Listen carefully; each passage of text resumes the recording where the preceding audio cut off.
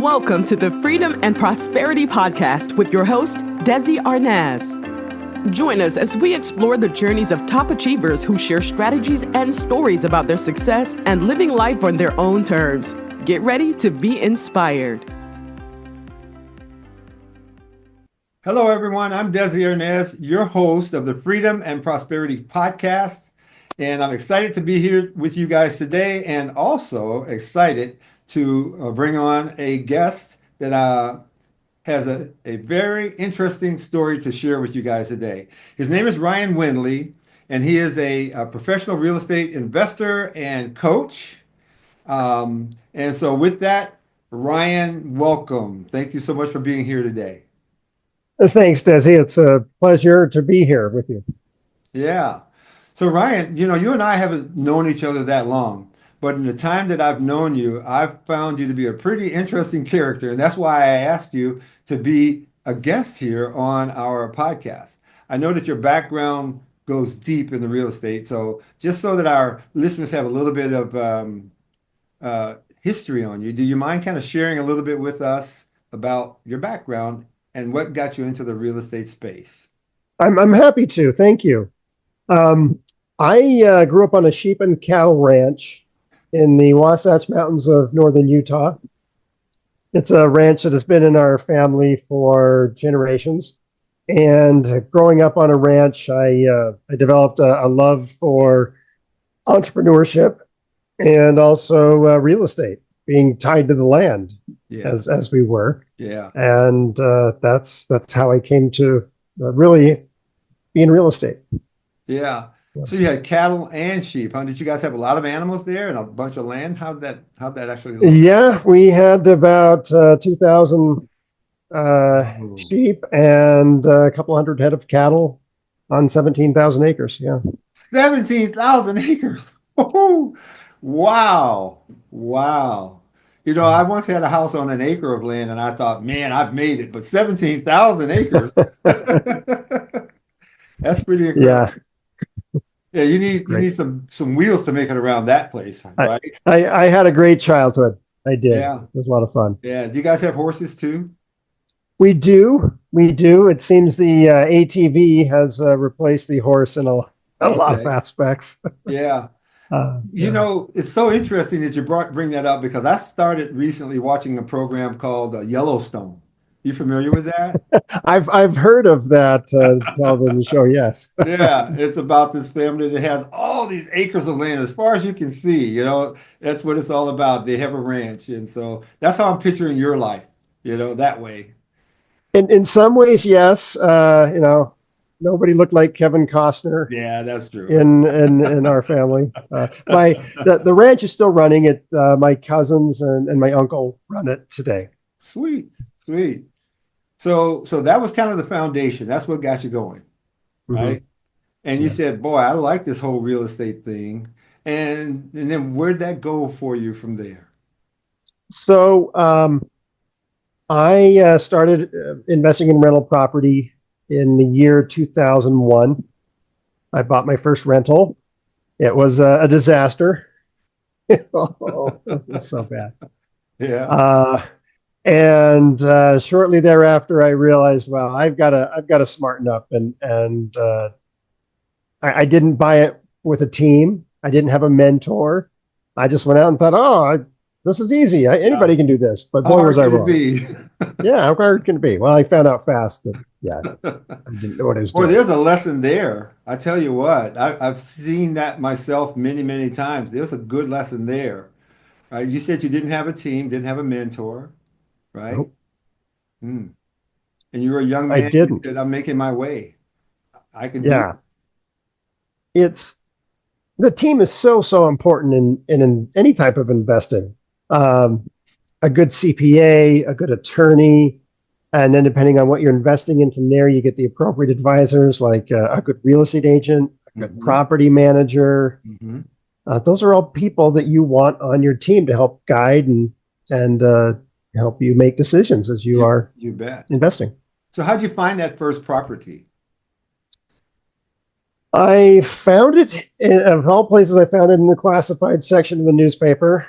Okay. Somebody was selling it, and it was one of those learning experiences where somebody bought a property and they had fixed it up a little bit. They just threw some lipstick on a pig, Mm-hmm. and I was the unsuspecting newbie who came along who was excited, and I'm sure this guy saw stars in my eyes Yeah. at wanting to become a real estate investor. But I didn't have a team, right? Somebody should have said, hey, you're paying way too much for this thing, and there's no way the rents are ever going to cover your mortgage payment. Yeah, yeah, yeah. That's a really typical story. I see it a lot. People get excited, they read a book or something, or they go, or worse yet, they watch TV, right? And they watch one of these shows, and they think, oh, it's going Mm-hmm. to be easy. I met a lady well, not recently now, but probably about a decade ago, and she had watched those flip this house type stuff on TV, you know, and she just thought she could flip a house. And so she bought a house here in San Diego, and she came to me because she wanted to get a loan, right? But she had already purchased the house, but she wanted a loan to do the renovations. And so I went out to see the property, and you're gonna love this. To me, common sense would have told me not to do this, but she bought this house, she stripped it all down, and she put new carpet in the house before she ever did any renovations or painting or anything. So the carpet was all covered with paper and plastic so that it wouldn't get messed up. And contractors running in and out, and I'm thinking, oh my gosh, what were you thinking? You know, what were you thinking? So I didn't lend her any money. I thought she's in over her head. And so we did not approve a loan for her, but this happens all the time. This is the kind of thing that happens, right? You do need some It guidance. does. Yeah, Mm-hmm. it does. So that Yeah. was then. It, What are you up to these days?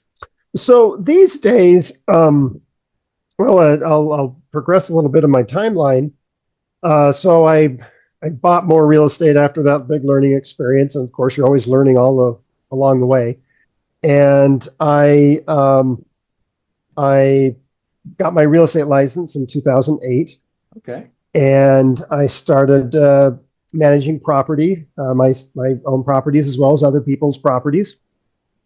So I learned a lot there. Yeah. And then I also, about that same time, I started working as a rich dad, poor dad coach for Robert Kiyosaki. Now that sounds like it's exciting and fun and interesting.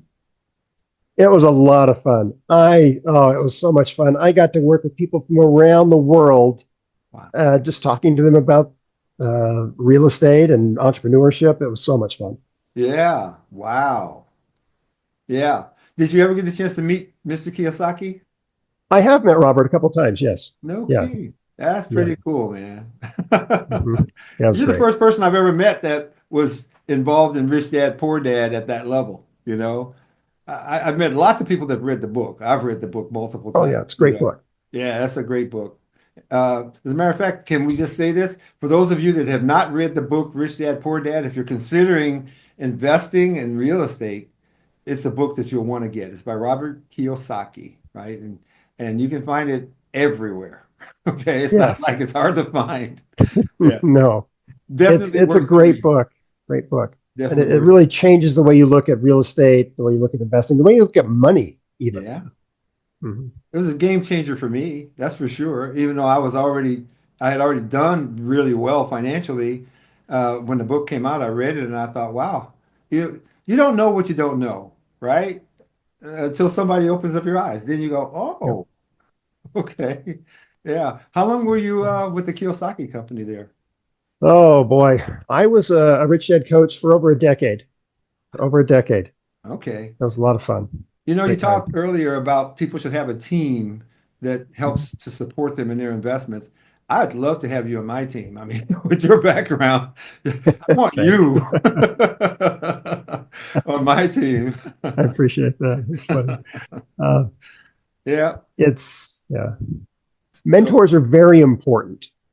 Mentor, somebody who can detach and look at the situation that you're in and help help you, because sometimes when you're in the heat of a moment, you can't see the forest for the trees. You can't see the play that's unfolding before you. Yeah. And so you need to have someone, hey, did you notice this? Or, hey, if you did this, you'd have different results. Yeah. It's really a game changer in being successful. Well, I have to admit that for decades, I'm 71 years old now, but for decades of my life, I was just never one to have a mentor, and I look back over my life now and I think, boy, oh boy, I let my ego tell me that I didn't need to have a mentor, and I did everything the hard way, right? Figuring it all out for myself. And when I did finally start trusting people to guide me and direct me, I learned something else. I learned that the most important thing that the mentors do is something you just said. They're standing back and they can see a bigger picture than you because they're not in the game. They're watching the game from a different perspective. And sometimes the advice that they have given me in the past, is not profound. It's not like it's profound. It's just something that's basic, but I missed it, you know, because I'm in it. I didn't see that. But that little piece of adjustment that I would make as a result of their observation and recommendation is the game changer. The difference that I have found now in my success and in the successes that I have, it's never been big things. It's not big things that have helped me to become successful. It's the little things that you just don't put. Did you find that in your life too? Oh yeah, very much so. The little things, the basics, just executed over and over and over again. That's what it's about. I love that. Yeah, the basics executed over and over and over again. Yeah, I coach people too in investing in real estate assets, mortgages. And that's always my message to them. They always want to go out and do some of these grandiose things. No, just do the basics. Do the basics, do them well, do them repeatedly, and watch what happens in your life. So that's a good life lesson right there, right? It certainly is. To share with others. Yeah. Mm-hmm. Yeah. So continue. I'm sorry, I interrupted you. Continue with your story. So you were with the Kiyosaki company. Oh yeah. So I worked for Kiyosaki for over a decade, and fast forward to now. Now I work with a group called United Tax Liens, and I am a tax lien coach. Your audience may have not known that you can actually invest in tax liens. What happens is people, they don't pay their real estate taxes, and that puts the county in a bind. So they allow investors like you and me to step in and pay those taxes and earn interest in the process. And what's in it for me if I were to pay someone taxes? Well, the interest is actually really good. In Florida, you can earn 18% annualized interest. In Arizona, which is coming on right now as we speak, their tax lien auction's coming up, and they pay 16%. Wow. So you can make nice returns. You can indeed. You have to have a lot of money to invest in tax liens? No, you can invest with as little as $50 in tax liens. No way, really? Yeah. Wow. So that's really something that's open for really anybody that truly wants to do some investing. It is.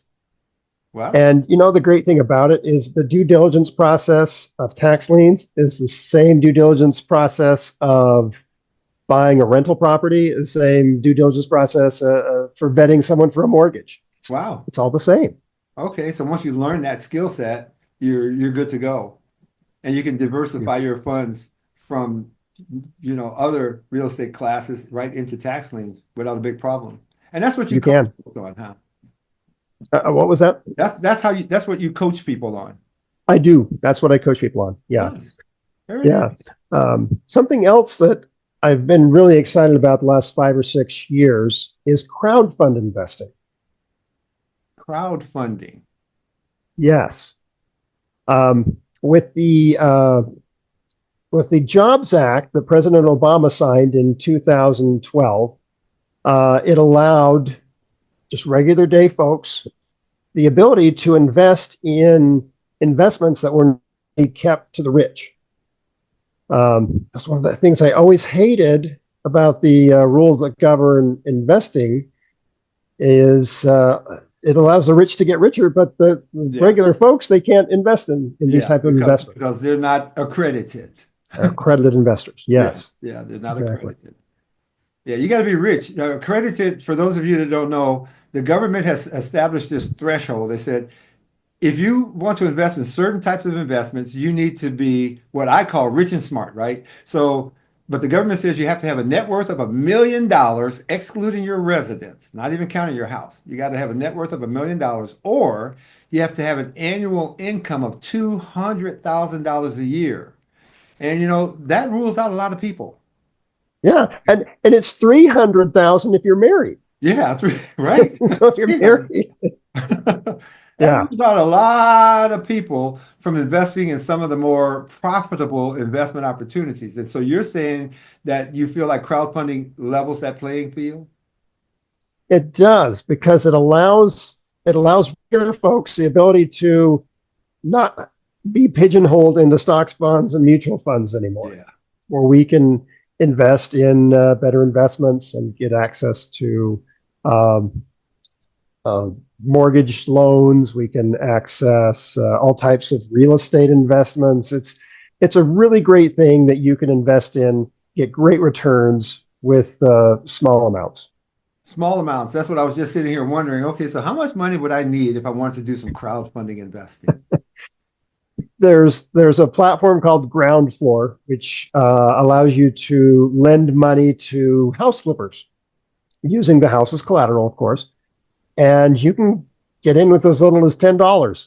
No way. Yeah. And you can make double-digit returns doing it. Oh my goodness. And I don't have to be accredited. No. These are What's the name open of that for platform again? Ground Floor. They're out of Atlanta. Ground Floor. So it's like groundfloor.com or something like that? Ground Floor, I want to say .net. Okay. Maybe it's .com now. Yeah. That's an interesting idea right there. Yeah. It's a great one. There's another one called Arrived Homes or Arrived Now. They allow you to hold an equity position in houses, which is neat. Wow. With small amounts again, right? With small amounts, yeah. $100 is their threshold. So people can, just ordinary working Joes, they can actually become owners of real estate. Now, I know $100 isn't going to buy me the entire house, right? But it gives me a little piece. Is that what it does? Saying? It gives you a little piece. You get your little small percentage of rent every quarter when they pay out quarterly dividends, and when they sell the house, then you'll get your money back with whatever the house is appreciated during that time. I was going to ask you, if the house goes up in value, do I get a piece of that too? So the answer is yes. Wow. So now that's not a bad way to invest. And it sounds like someone else is managing everything, right? I don't have to. They are. Through the crowdfunding platform, they make sure that I don't have to deal with any of that, huh? Yes. That's pretty nice. And what if something goes wrong with the real estate? How's that handled in a crowdfunding situation? Like people stop paying their payments or whatever. They handle it. They will evict. They work with local property managers who will evict people who aren't paying their rent, and then they go back in and get it rent ready again, and my goodness, get a new tenant in there. My goodness. So I can own a piece of a lot of different real estate properties in that scenario. Yeah. That's kind of cool. Just like I mentioned before, the due diligence process is really the same. And you can pick and choose which markets you want to invest in. You can pick and choose which houses you want to invest in. So it's not like you're just handing your money over to somebody and trusting them and keeping your fingers crossed. You can actually play a difference, play a part. That's cool. And that's why you're excited about that, huh? Yeah. Yeah. I can see that. And I can see that if people want to get started investing in real estate, that's a great way to get started. Get your feet wet. You can learn some of the basics. You've got professional management in place to help you with that. So that's a good idea. That's really a good idea. I think so. Yeah. So, as we wind down our interview here today, let me just ask you: is there anything in particular that you might want to share with with the listeners here today?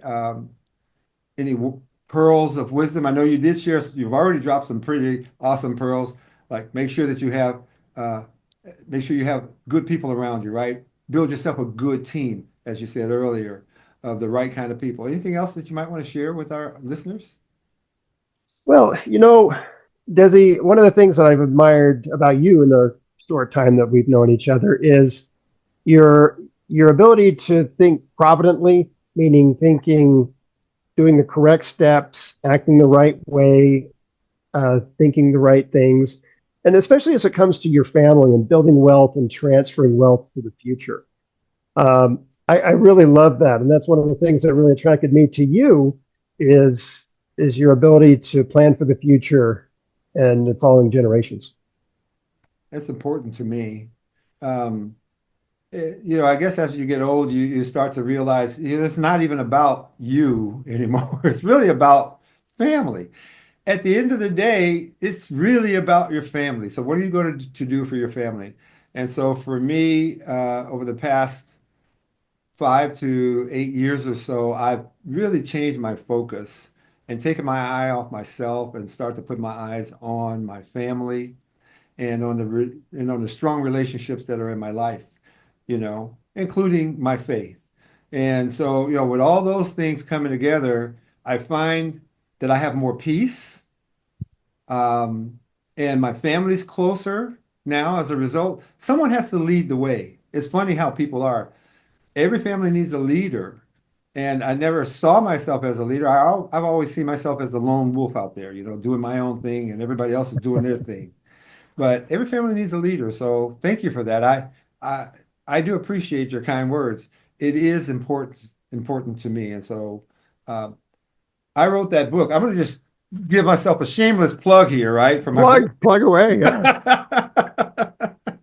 Family Circle of Wealth. For those of you that want to go on Amazon, you guys could buy this on Amazon, and it's only $20. Or if you text me your name and mailing address, I'll autograph it and send it to you. You don't even have to buy it.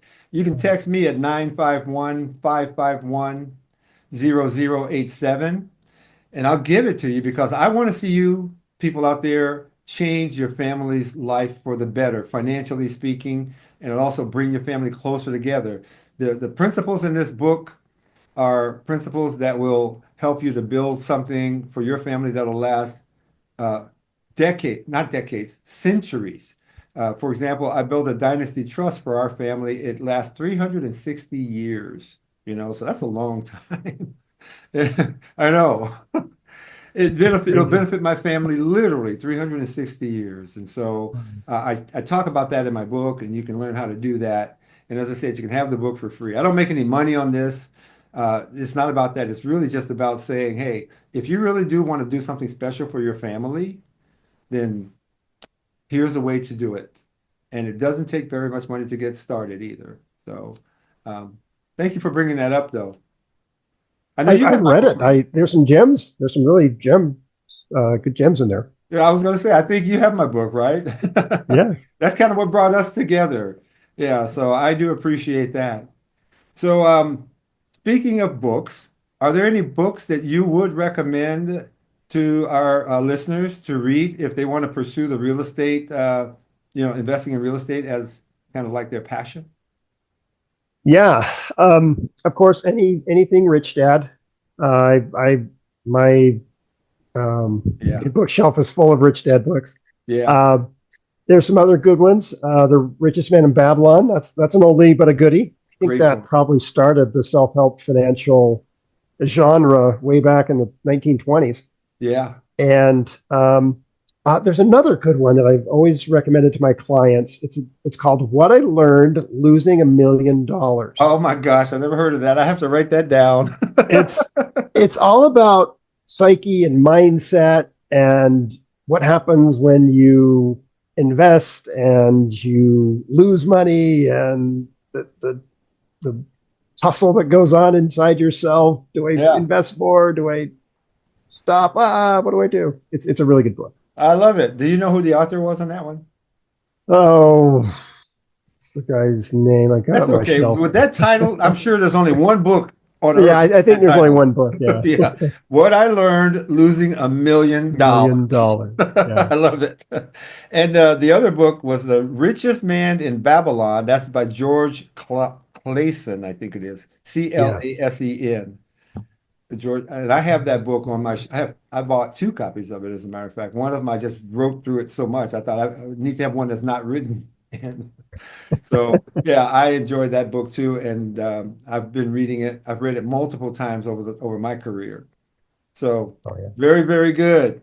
So, I want to thank you today, Ryan, for joining us and sharing your story. Very interesting, and I'm sure that people are going to find a lot of enlightenment from this. And if people want to reach out to you, is there a way that they can do that? I think the best way to reach out to me is probably via LinkedIn, Ryan Windley. And you'll see my face there. Okay. My And LinkedIn Windley profile. is Windley, right? Yes. Yep. Ryan That's right. Windley. Good. And so just head on over to LinkedIn. They can connect with you. And if they have questions or if they maybe want to pick your brain a little bit about some of the things you shared here today, are you open to that? I would love to. I love talking about investing. Yeah. It's so much fun. All right. Well, beautiful. Well, you guys heard it. Go ahead and blow his LinkedIn account up there, guys. Oh, Take no. advantage of it. He put it out there, so take advantage of it. The hug of death. Oh, no. Yes, exactly. So I want to thank you again, Ryan, and I want to thank you guys for staying with us here today and participating in the Freedom and Prosperity podcast today. Again, I'm Desi Arnaz. I'll see you guys on our next episode. God bless you all. Thanks for tuning in to the Freedom and Prosperity Podcast with Desi Arnaz. Want to share your success story with our audience? Head over to freedomandprosperitypodcast.com/guest and apply to be our next guest.